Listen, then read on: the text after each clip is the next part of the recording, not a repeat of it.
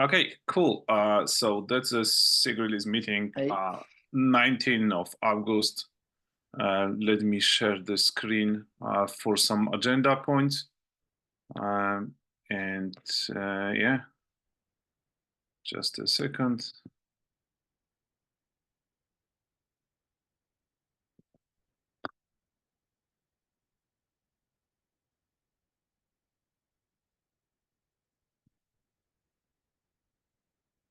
All right, great.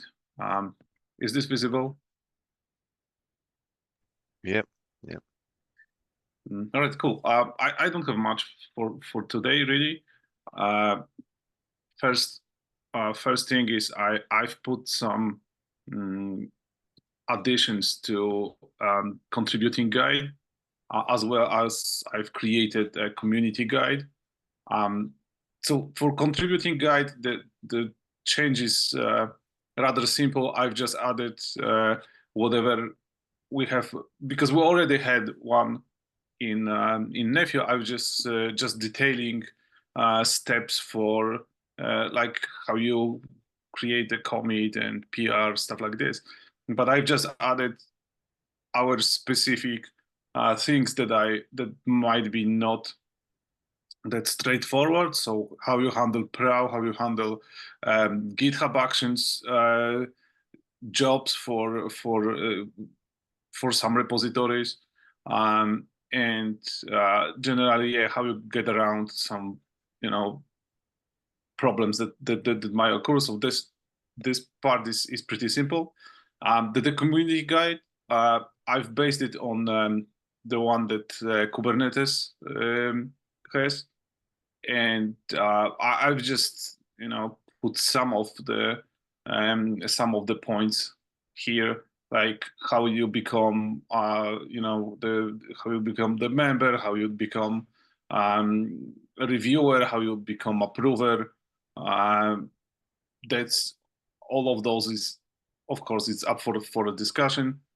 I've put this information in SIG automation and SIG security as well. So Raul added some comments there.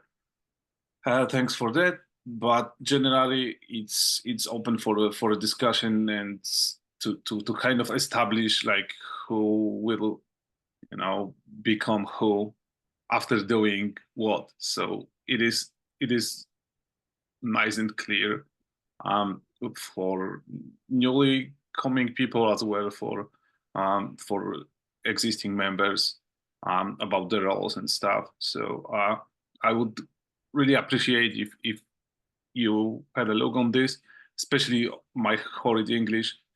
That's not even my second language, so there might be some horrible wording here. So I would appreciate any insights here as well. Okay, so that's generally like a base for like a further documentation regarding our processes. I think that establishing the basics, like who's who, and who does what, it's probably the first necessary step. Yeah, go ahead, Vish. No. Yeah, this is great. Thank you for opening a PR. I think this is how we should record some of these things and get the community members to contribute. I remember OpenStack also doing something like this. So you're saying that Kubernetes also does something like this, where it's all in GitHub and then people make their... Yeah. Okay, that's great. Yeah, so this is the best way to capture everybody's inputs and instead of Google Doc. This is great. Thank you. Yeah, that's I think that's a good way to work on something like this. Yep. You have like a history of changes. You can suggest changes there, and it creates the separate discussion. So that's I think it's Yep. works kind of better than Google Agreed. Docs for things like this. And yeah, so I also think, like, and I also agree with Fiakra's point brought here at some time, that documentation should live in some extent along the code. So you're going to the repository. At least that's what I'm also doing first. So I'm just clicking the docs directory, going there to see like for the install guide and something. So the separate website with docs is great. It gives nice kind of book feel to it, but it always was like this, that at least some readme thing lives along the code how to start. And as this is Nephio project, so everybody, I would assume, will first go to the Nephio repository to check it out. I think that things like this community guide or contributing guide should live here as well. That's my point. There's of course up for discussion. This might be just a link pointing to the website or whatever, but I'm more in favor of having at least parts of this documentation in repository, even if they double the functionality in docs website or docs repository itself. Yeah, that being said, yeah, all comments and suggestions very welcome here. And we actually kind of have the situation line 18 here, how to become member. So for all of the rest, so like for approver, reviewer, that's pretty clear. This can be just add to the owner's file. To become a member, you have to add somebody to GitHub organization. So for example, your PRs are not getting for let's say GitHub Actions, you don't have to approve a run of them every time, and for proud jobs as well, you don't have to put the label OK to test, stuff like this. So how you became member, and second of all, who does this? So I didn't put here like whose responsibility it is, but it has to be somebody that has like a organization owner access to it. So I cannot, for example, add newly incoming members here. I can, in some repositories, I can add them to groups, but I cannot add like newly incoming person. And as far as I know, the organization owner access has only few people. So it was John, it's Tal for sure. Probably Vim you also have, and probably some more, but I'm just not aware who. And yeah, I think this also has to be some kind established who does this. Yeah, I don't.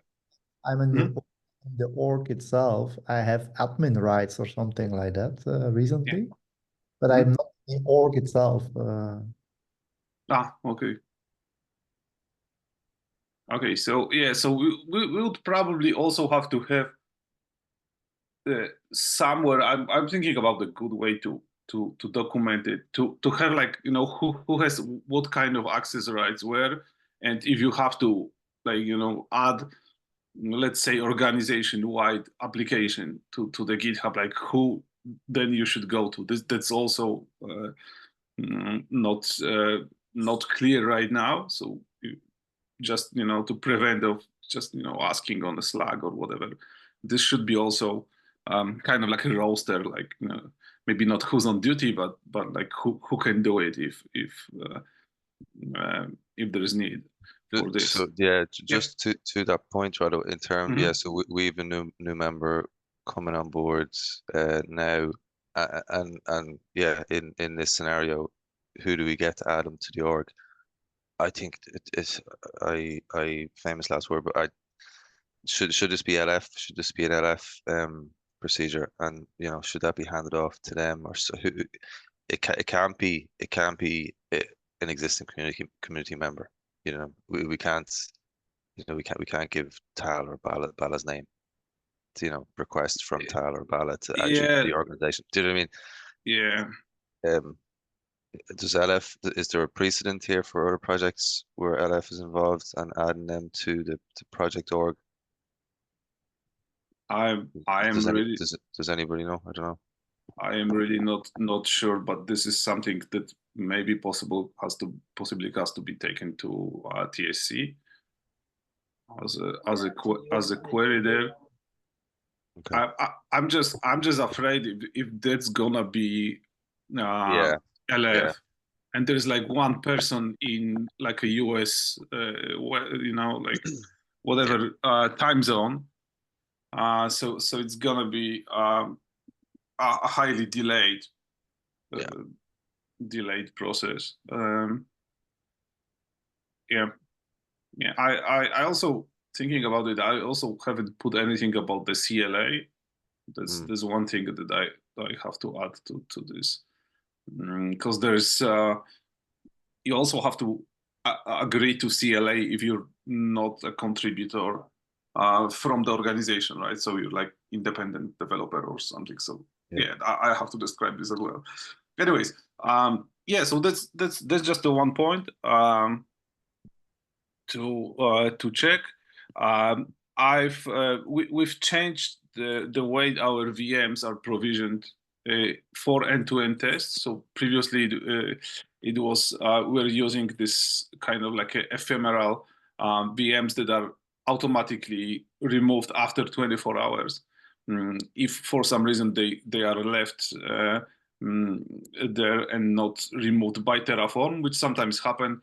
The most often scenario is if you change anything that affects end-to-end test directory, it will start all 4 end-to-end jobs, and then you add new commit, so these jobs will rerun, leaving those previously killed as a job but not removed from Google Cloud, and it of course costs money. So Vish pinged me about this, that we have some VMs outstanding. I'm deleting them quite frankly manually from that time, because the downside of these ephemeral VMs is they have the lowest priority there is in whatever there is, like the data center or pod or whatever. So if there is need to use resources there, they are just taken from those VMs. And we've actually seen those scenarios when some tests were just timing out because of not some lag in access to like a CPU time or whatever. So we've changed them to normal provisioning, but they have to be removed. So I'm working on some script to just run as a kind of like a cron job in Prow and remove them from time to time. So we're not using resources we don't need. And also there are 3 PRs outstanding here in KPT Backstage plugins. Those are related maybe not to UI itself, but rather the infrastructure to update Dependabot and some fixes there. So if anyone can just go ahead and have a look, just for a review and approval, greatly appreciated. Okay, the component upgrades, this was yours, Fiacra, right? Mm-hmm. Yeah. Please go ahead. Yeah, so I guess the 3PP components that we're using essentially, well, things like config sync, and I ran into but I came across this issue in terms of the base Kubernetes version that we're using, or that we're testing on. So I'm in the process of upgrading most of the dependencies in Porch to things like the K8s modules, so to 1.30 or greater than equal to 1.30, and if the base platform is less than, it causes issues. That they introduced a new permissions policy in 130 GA, which is required, which breaks the Porch API server if they're not there. So Well, looking into all of the, the third-party packages that we have, it's a bit of a chore, granted, but should we try to use the latest versions of those? I don't know, like say, so for the Porch issue I found locally, so we have the GitHub action end-to-end flows for Porch, which essentially deploys a kind cluster, and I could upgrade those fairly easily to use it for a later version of Kubernetes. But I think our kind is buried within, the kind, where's that coming from? Vim, help me out here. But it's coming from it's coming like we, yeah. Which piece? So the base kind, or the base Kubernetes version, that kind deploys, or we deploy with the workload clusters, if you like. Do you know what I mean? They are so kind as an image has a certain version support, and you can select the one that you need. But so kind has its own versioning system, if you will, right? And then you can use it if you like. So, but yeah, kind basically follows the Kubernetes releases quite rapidly. But yeah, so we, based on our catalog, we pick a flavor of kind, right? Or actually, it's part of the underlying script. For Cappy, isn't it? Part of Cappy, so we would need to correct. Yeah. Cappy, yeah, so basically we need to, we can follow those releases, but our catalog determines which versions we pick, right?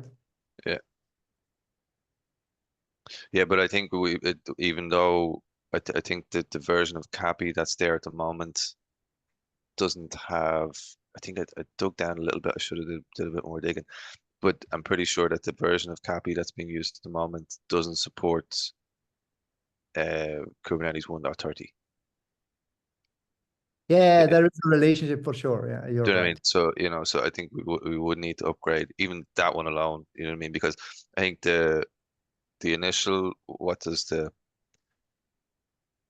essentially my feeling is, should we look to upgrade test infra, or sorry, not test, the package catalog, to use the latest versions of things like, so what have we got in infra? We have the Cappy stuff, we have Multus, we have Kindness, even other things. We have a Nephew core or Nephew optional. We have the config sync stuff is a bit of a mess. I don't think we never got to clean that up in terms of how we use root sync versus repo sync, etc. But config sync has has moved on quite a lot. So we should be upgrade there also. What's in Nephew core? Yeah, that's, I'm just questioning, should we? Oh yeah, also the 3.5 GC. I don't know whether that's, I think Bally, you were saying a while back that should we try and taper off testing the 3.5 GC use case? Is it really that useful anymore? I don't know, but even that has the version of the 3.5 GC stuff has moved on quite a bit since then as well. Yeah, that's a good point, Pietro. Yeah, we need to decide two things: whether do we need to move with workloads, or at this point of time, should we just focus on one workload and focus on other fundamental aspects?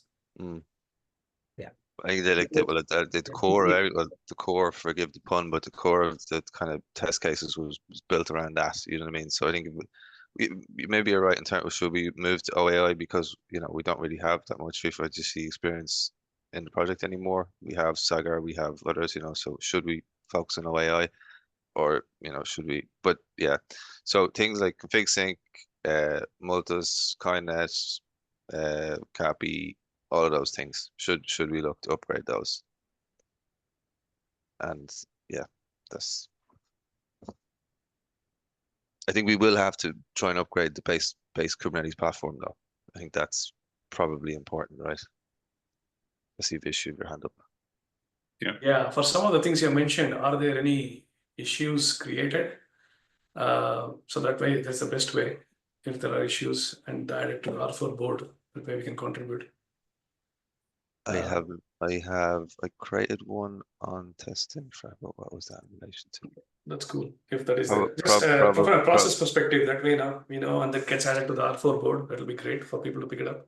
Yeah, And second thing, free 5GC is interesting because if you're looking at NF to infra, that has got better challenges to solve than free of OAI. Doesn't have any support on bare metal, doesn't have any support of kernel modules. So I'm in favor of keeping free 5GC in general. I know we are thinking about it, but the ones that are challenging are probably the ones that we can solve, the ones that are very easy. So free 5GC. I know preference, but it's coming from Bala really. Yeah, sorry, go ahead. Yeah, I think OAI has versions of the DU that requires the real hardware. It is just that the version of the DU that we are using, is hardware independent because that's what we're using. Sagar can talk more intelligently, obviously, than me, but long story short, the DU OAI has developed workloads, the versions of DUs that require the real hardware support. Okay. Yeah. Thanks. But until then, we still keep the free 5GC, At least there are things like kernel modules that needs to be installed, and multitest needs to be installed when we actually use non-kind clusters. So at least those can be used. Yeah. Yeah, my comment was, depending on the capacity of the whole community and the team, I mean, how much of the effort, where we need to spend the effort. I mean, so there are two ways to look at it. Scope and resource. Makes sense. Yes, scope and resource, exactly, yeah. That's right. Cool. I think there's no question for Fiacre. I know I haven't added it, but Daniel and I have actually pushed some PRs to test infra to actually have a pro job that will actually install the Nephium management components on kubeadmin cluster. So you mean this one? Yes. So one, Daniel and I have actually, with the latest version of our OCP, which is OpenShift, we installed Nephium management components, and we were successful in that. And as part of that effort, we had to make some changes to the catalog, adding some security context for some images. And specifically for OpenShift, we had to create some custom security context constraints. We have also pushed that to the catalog as well. I know it is only specific to OpenShift, but it'll still be great if folks can look at the PR in the catalog one, at least from if you decide to actually have a OCP running in your in-house somewhere and you want to try it out, that'll be a great one for others to have. So Wim, Fiacre, others, if you can go take a look at that, the PR will be great. From Daniel for custom SEC. And this one that Rado is actually sharing on the screen. This has been tested by Daniel, where we are able to install kubeadmin cluster, and we have been able to install the Nephium management components. It's only the Nephium management components. None of the workload clusters, the edge clusters, free 5GC or OI is not there. This at least gives a reference point for many whoever other vendors like us. If this actually succeeds, Nephium management cluster component comes up, fine. We know that nothing else is broken. So, and then separate vendors can provide their own CI if they want to for their versions of Kubernetes. So this is at least a good start, is what I feel. So there are two parts to this. One is from Daniel, which does the installing of kubeadmin cluster on both Fedora and Ubuntu. And I have used this as the base PR, and I've put the pro job for it to run on that. So it's important that this be reviewed and merged first before we actually review and merge mine. But any comments are welcome though for both of these PRs. And Rado, I have some questions for you. I need your help in the pro jobs. It seems to fail. I think it's doing some pod scheduling timeouts. I don't understand that. with no logs. There are no logs at all for that. I don't know if it's an environmental issue or something like that. So, and if you can also review that and add to it, that'll be great. Yeah, I have to. It's a lot. I have to go through it. Yeah. To check what's. Yeah. So this one has got 11 files, which means this is my PR on top. Gerrit. I used to work in OpenStack with Gerrit. Gerrit allows you to actually take somebody's base PR and you can push a PR on top. And it will only show the files that I have changed. But this seems to combine both Daniel's and mine and shows 11 files. Whereas Daniel's is only 5 files. So just wanted to, I don't know how in GitHub we can do this better. I think if you just select your commit on the PR, it'll just show your files, I think. Yeah. Okay. So basically, Fish, if we go to, did you amend his comment, or I think you added your own commit, right? Yeah, I actually checked out his branch, and then from that branch that he had, I created a new branch. Okay, cool. Then it'll be a different commit, I think. So the commit will be different. But I know first folks will be looking at 11 files and be looking at both the PRs and thinking like, hey, why is he reading the same thing? Anyway, looks like folks here now. Okay. Okay, I have to look into it. What's going on? Those machines are still up, so you can go check out like what happened there. The pod scheduling error is yeah. If you click on that details, you'll see that there's nothing there. Yeah, it might be a lot of different issues. Basically, the node is not accepting new pods, but why is that? There might be multiple reasons. It will fail like this. So logs here will be clear because it's all in the Kubernetes there. I will look in. Can you click on the first one? What I want to show is. You mean this one? There's nothing. There is nothing absolutely. Yeah. Because the pod for a job wasn't scheduled, so I have to go through. It's like a timeout, basically. Okay. This files here. So, it seems like the script has never been called. Yeah. Yeah. Yeah, because what you see here normally the build log. This is something that happens in a pod. So whatever is there for a job. So here's the description for job, so we can compare this as well with some previous end-to-end runs which were successful. I will have a look at this. What happened there? Rado, sorry to interrupt. I need to drop. I'll talk to you guys later. Bye bye. Okay, cool. Very quick. Sorry, Bala. Very quick one. Sorry if you're there. Just creating the R4 project. If you is that on hold or? Yeah. I think probably I just need to rename the board. I'll do that. So sorry if I was supposed to do it last Friday. No problem. I'll do it. Yeah, this afternoon. Cool. Thank you. Okay. Bye bye. One more thing, Bala, just a second. Yeah. What was the final decision about the YouTube recordings? There is few people that are asking me about those.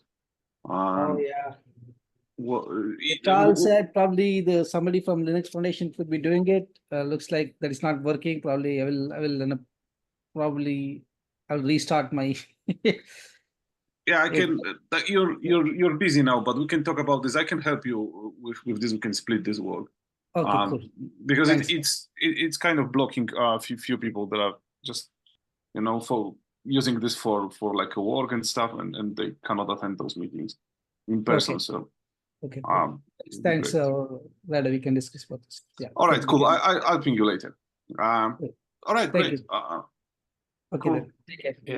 Yeah, take care. Thank you. I know we're a short crowd here, but thanks for everybody that keeps reviewing the PR. I know, Fiakra, you also added a bunch of things. I will definitely, it's in my list of things to do. I know that we don't ignore each other's PRs. It's all about, we have to, we are doing it in a queue system. So Sure, no worries, Fish. Yeah, you know, I had a few questions around your issues around Gittia as well. Yeah, That'll be great. Yeah, actually, that's what I'm actually hoping for, right? I mean, having those kind of discussions captured. But yeah, like the Gittia upgrade would fall under the same question. Oh, okay. You know what I mean? It for me. Hmm. I don't know who because of the way the project is kind of broken up. It seems a bit like it's a bit disjointed because you know all of our packages live in catalog, but Yes. test infra consumes those packages. Nobody's maintaining those packages. Do you know what I mean? Really, like if we're honest, you know, Correct. they Actually, anytime work. the Yeah. catalog gets updated for the Nefio management components, the PR that me and Daniel have pushed in, where we run the bring up a kube admin cluster and push those packages, you know, at least should be tried out. That way we know that any that way you get a feedback on anything related to catalog, Of right? course, but I'm making changes to the one of the Nefio controllers in the Nefio repo where rather you put that document and that Nefio repo is dead. Nobody's touching it. Nobody's, you know what I mean? And nobody those controllers, like, okay, Vim's gone, but you know the Nefio controllers themselves, most of them, nearly all of them, apart from the auto approval controller, is use case specific for the use cases that we're testing against. Yeah. You know what I mean? And yeah, but like you said, Vish, the stuff that if I make changes to one of the Nefio controllers, in theory, that should trigger some kind of CI, Yes. right? Yeah. But it doesn't, and that's what I was pushing last year. Do you know what I mean? That there's no CI for the Nefio controllers. No, I agree with you strongly. Otherwise, it's going to be painful. Until it's merged and built. You know, so what I was doing was essentially running the test in for end to end manually. Do you know what I mean? To test the thing. But look at that's But you don't want to spam Google Cloud as well with lots and lots of jobs that are maybe unnecessary. But yeah, but some of these things are necessary, right? Because there's two kinds of cost. One is cloud resource cost, which is probably there is a budget for that, but there is also a time cost and loss of time that we have because of this, right? We find this issue discovery happens very late, or it becomes very hard. So we want to be able to find it out. To that, and I guess this may tie into what you've probably seen the conversations online or on Slack or whatever, rather. But yeah, so I made changes to the Nefio auto approval controller, and it is flaky, but it reduces the end to end time, down to about half an hour. Oh, nice. So, and I'm trying to push that through. I'm kind of chatting with Sagar, and I'd like a review from John Belmark because he kind of understands what's going on. Why? Because there was a race condition. If you see, which ticket is it open?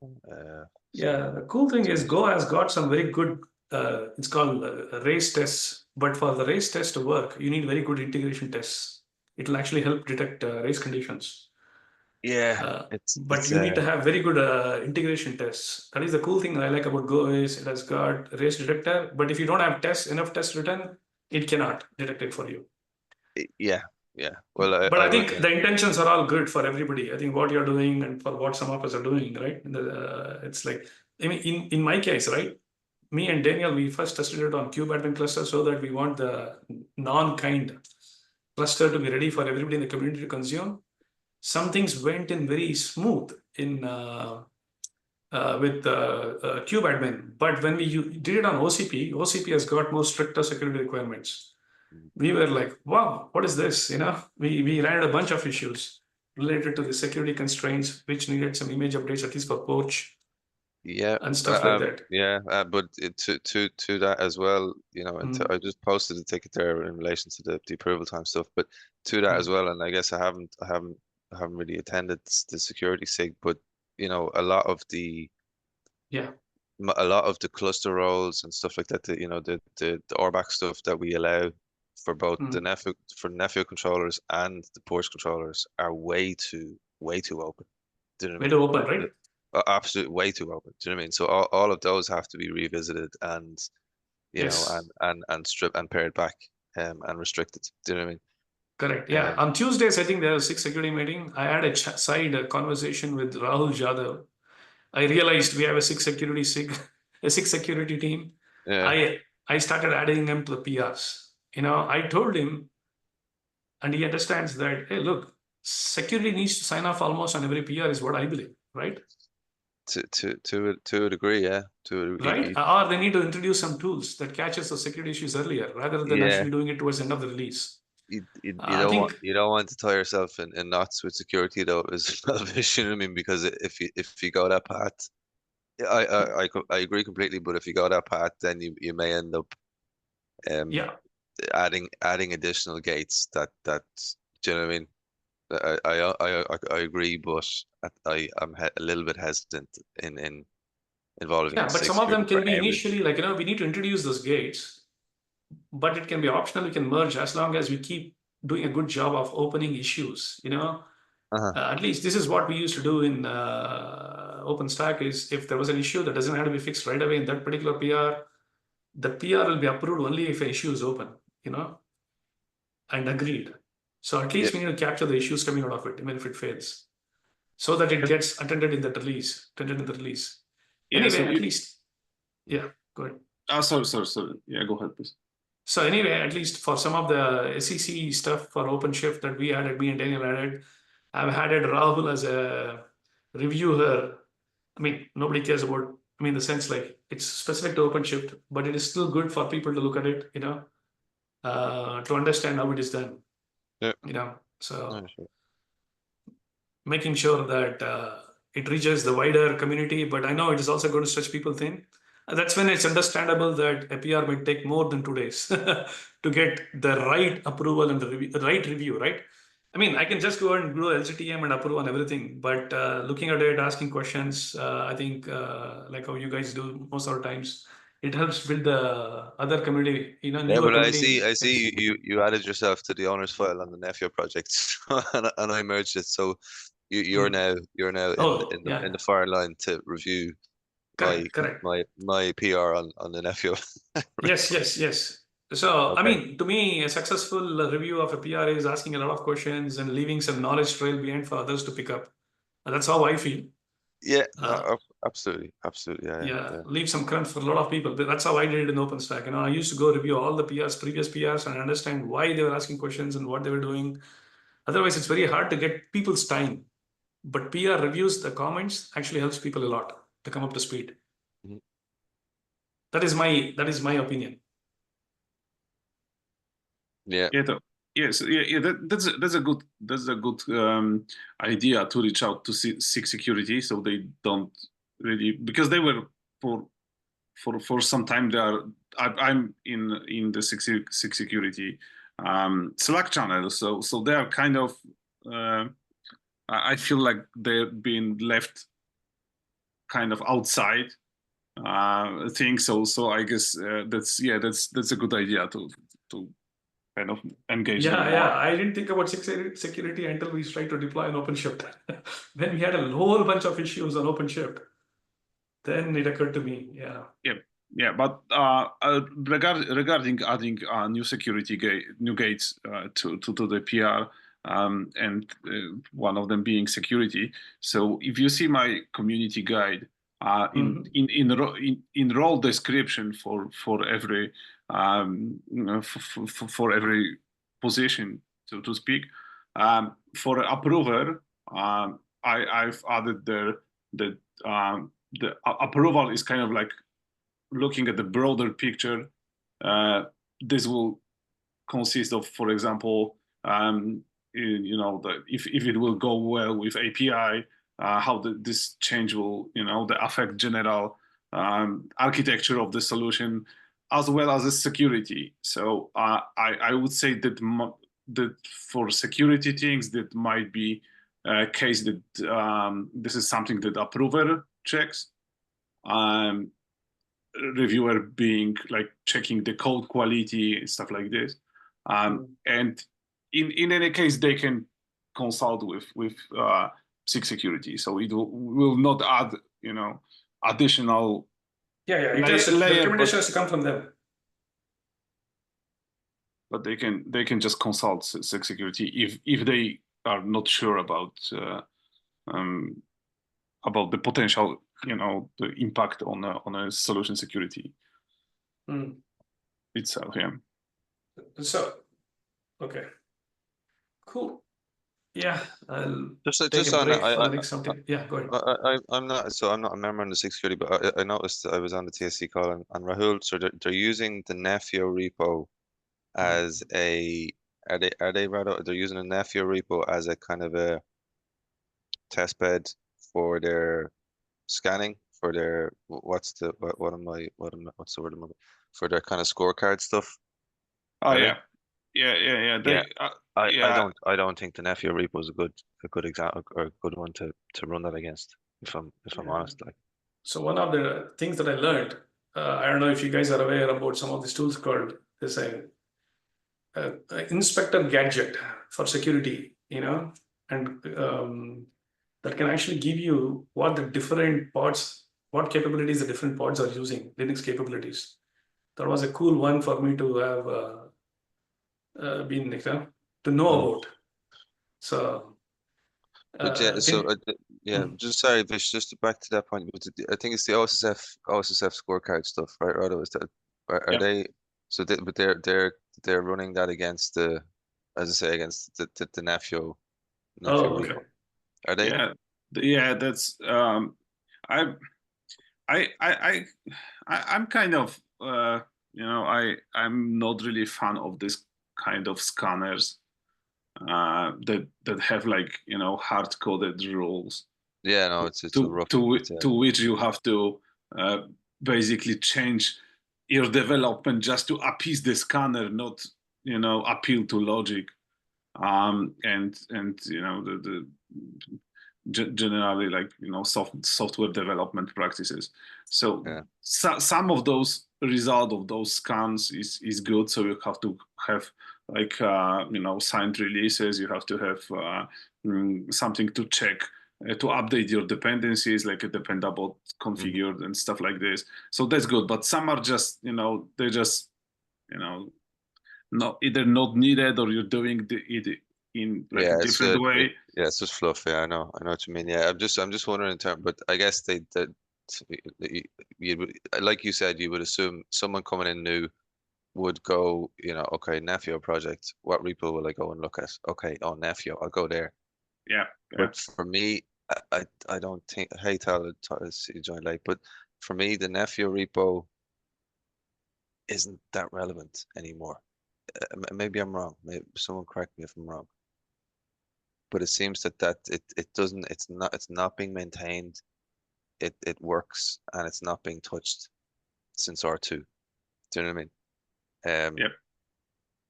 Yeah. So that's one of downsides of having like a multi-repo. So if you look at the Kubernetes, they have everything in one like big repo stuff, and there's always something's going on there.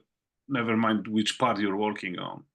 So you will see that's work is being done on this repository with the way we have previous release. Let's say we're focusing on a purge and stuff like this. So some parts are being left out, and the scanner only checks, like you said, checks the Nefio repo, and then it looks like okay, nothing's happening in our organization. My only concern is that if that's being used as a scorecard, you know what I mean? If that's the scorecard that's being reported, it's not really. Yeah, look, it's not a big deal, but it doesn't really give an accurate reflection, if you like, for same score, But yeah, same thing. Like if you go to like your Linux Foundation profile, and it also checks for like how many commits you've done to Nefio repo. So you might have 1,000 commits to other repos and one to Nefio, and it's okay. It's it's how it's called is like dev profile something on there. So it looks like it was supposed to be like your visit card, like what's your open source contribution looks like, but it's also not representative to what you're doing. No worries, yeah.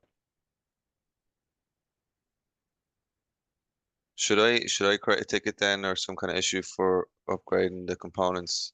I might have a go at trying to do the CAPI one. Absolutely. Also, I feel like, because recently working on this documentation, I feel like we're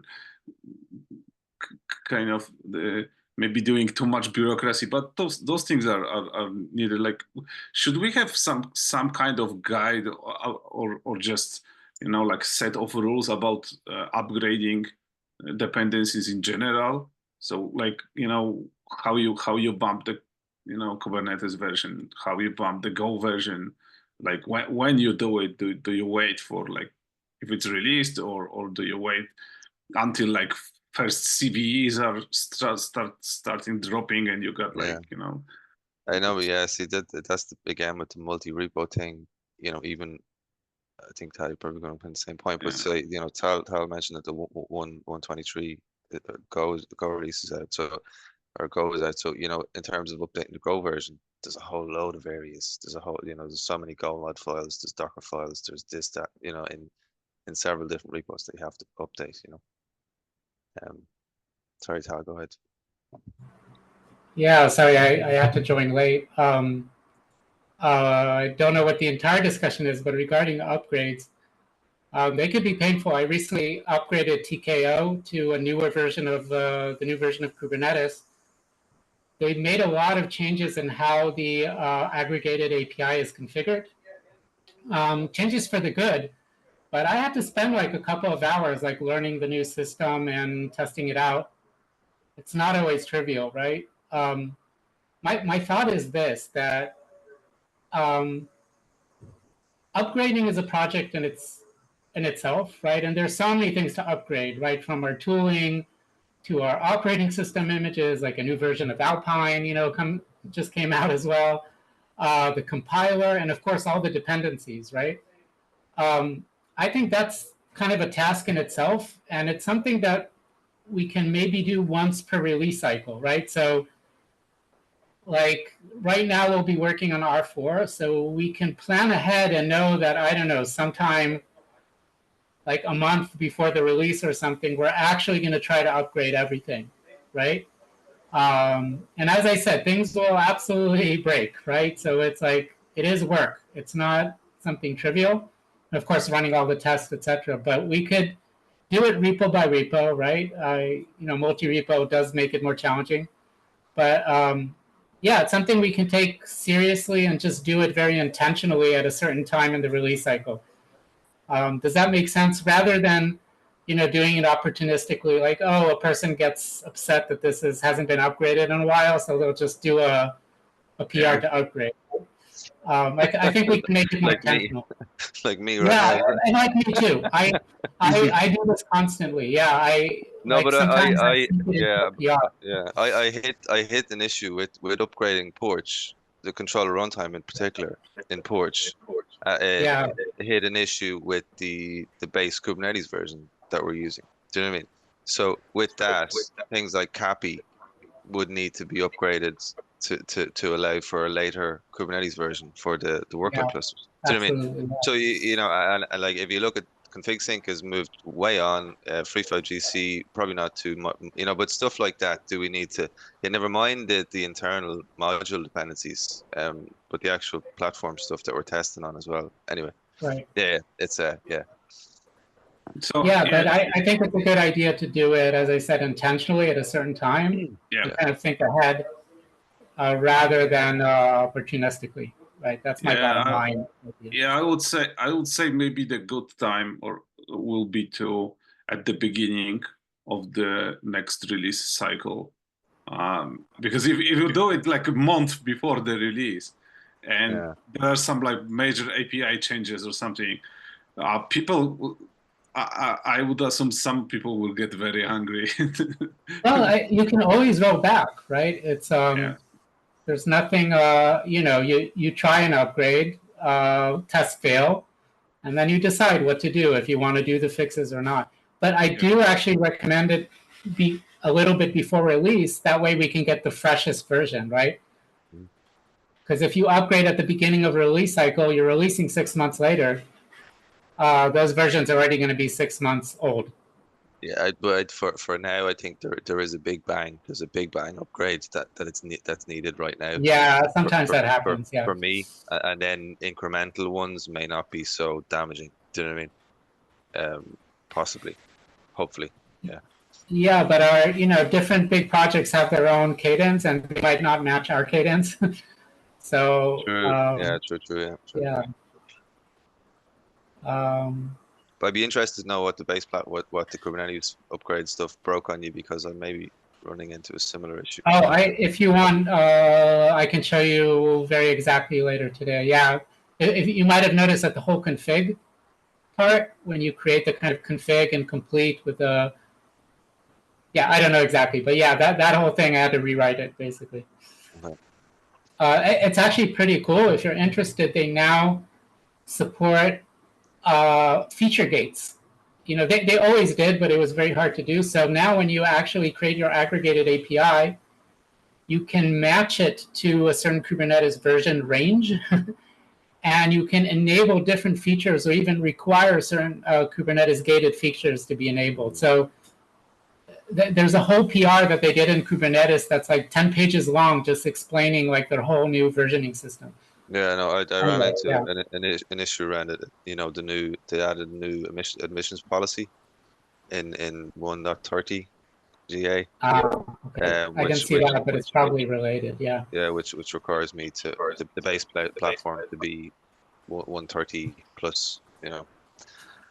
Anyway, that's good. Yeah, it was a rabbit hole. I was actually not planning to do that at all, and I ended up working for 2 hours trying to figure out how to do it. But anyway, yeah.